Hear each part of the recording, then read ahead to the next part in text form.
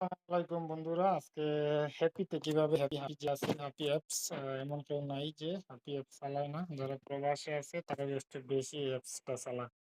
তো এখানে অনেকের জিমেল দিয়ে আইডি লগ ইন দেওয়া থাকে। তো কিভাবে জিমেল দিয়ে যে আইডি লগ ইন দেওয়া থাকে, জিমেলের আইডি যে নাম্বার করবা, ঠিক আছে, ওইটা দেখামু। আর কিলা যে নাম্বার চেঞ্জ করা লাগে, মনে করো নাম্বার চেঞ্জ করবা কিভাবে ওইটাও দেখামু।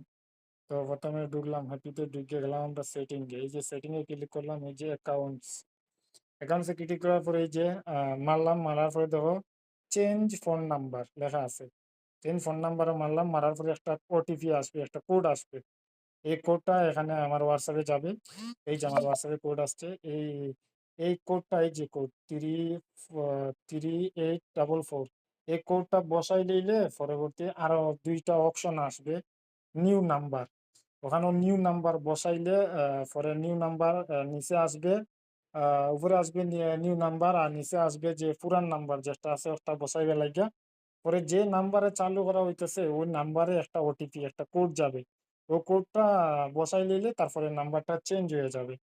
আর নেক্সট হচ্ছে গিয়ে যে ইমেলের সাথে, এই যে ইয়ার সাথে, এই যে গুগলের সাথে, ঠিক আছে, যদি আইডি এড করতে চাও এখানে, এই যে আমি যদি চাই আমার এই যে ওই দুইটা ইয়ে আছে, জিমেল আইডি আছে, যে কোনো একটার সাথে ইয়ে করলে ওইটা জিমেলের সাথে এড হয়ে যাবে, জিমেলের সাথে এড হয়ে থাকবে, আবার তোমার ফোন নাম্বারের সাথে এড হয়ে থাকবে। আশা করি বুঝতে পারছেন সবাই।